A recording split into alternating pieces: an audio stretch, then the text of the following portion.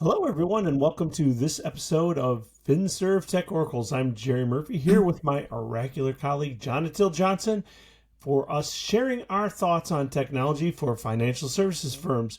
For this episode, Jonna, we thought we'd talk a little bit about the whole Microsoft / Crowdstrike cybersecurity incident that has taken place recently, taking down major banks, 9/11 services, airlines and airports.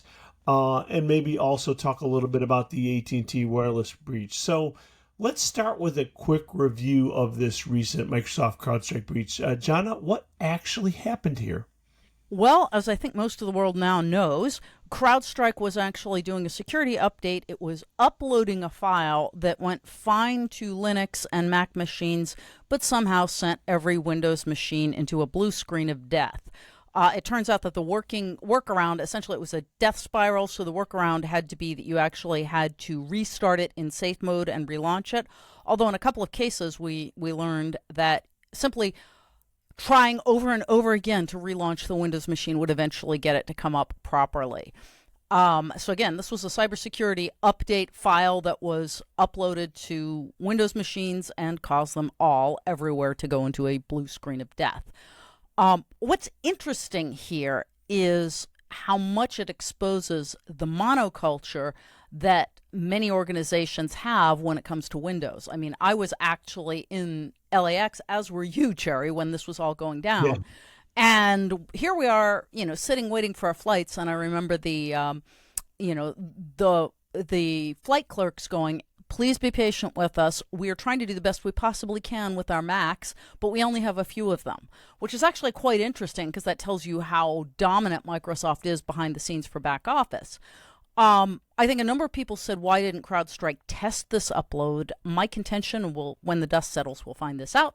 My contention is they did test it because they have a practice of testing these things, and that likely there was some sort of undocumented change that Microsoft made that caused everything to go kerblooey. That's speculation. That's not fact. Right. And it is interesting to me that one of the reasons people use software like CrowdStrike is for protection of events just like what happened. And the weird part is, if you think about any other application break into your machine, you simply run any other application. The problem with security applications like CrowdStrike's is it is installing along with the operating system. So if it fails, you can't use the computer at all. Well, that's correct, Jerry, and I think there's another thing to keep in mind. Microsoft is engaged in a knockdown drag-out fight with all other cybersecurity companies because Microsoft's pitch for the past couple of years has been, you do not need third-party companies to secure your Microsoft infrastructure. The claim is that Defender will do anything anyone else does and better, as the school kids rhyme goes. Anything you can do, I can do better. And if I were a conspiracy theorist, I would think maybe this is Microsoft's way of just eliminating a competitor. Now, I don't honestly think that. No company would do that, no matter how scurrilous, would take down 911 systems just to knock off a competitor. Well, you know that Microsoft changed their policy with their security platform, right? Where they used to provide APIs to some of the third-party platforms, and now it's like you have to get the premium version to get the APIs that used to exist in lower-level versions. Yeah, you're talking about the E3, E5 thing, Right, and in Enterprise exactly. 3, there were a lot of integrations to third-party security providers that Microsoft knowingly turned off and said, if you want those integrations back, you have to upgrade to E5, which is roughly 60% more cost-wise. And, oh, by the way, then you can get what you used to have back. We know that's true because we've seen them do that with clients, so no surprise there. I think kind of looking at all of this in the broader context as we move along, there's also been a recent AT&T wireless breach, which, like the Microsoft CrowdStrike issue, is actually not one company but two. AT&T was relying on the Snowflake database for information, to store information about its users, and virtually all, I think 100 million users were exposed in the Snowflake breach. Essentially, a hacker exfiltrated files containing metadata of these users. Now, just to be clear, it wasn't all metadata. It wasn't necessarily call duration or text length, but it was things like, user user sent text to other user kind of thing. So there's no actual calls or texts that were captured, just the metadata about it. But again, the main point is here that there were two vendors, not one, AT&T and Snowflake, and that it was a widespread breach affecting hundreds of millions of users. So we have two scenarios in kind of quick succession showing the risks of what I'll just call third-party risks. And this is something that cybersecurity professionals really need to be paying attention to now that the SEC is requiring notification of any breaches and notification of any breaches due to third parties, which in this case, all of these providers are. If you're an enterprise, if you're a bank, Microsoft, CrowdStrike, AT&T, and Snowflake are all upstream third parties to you. So now It's your job to know these things are happening and to be advising how you are protecting against them. Of course, now everything you've mentioned here, John, right? We've got these major companies like AT&T, Microsoft.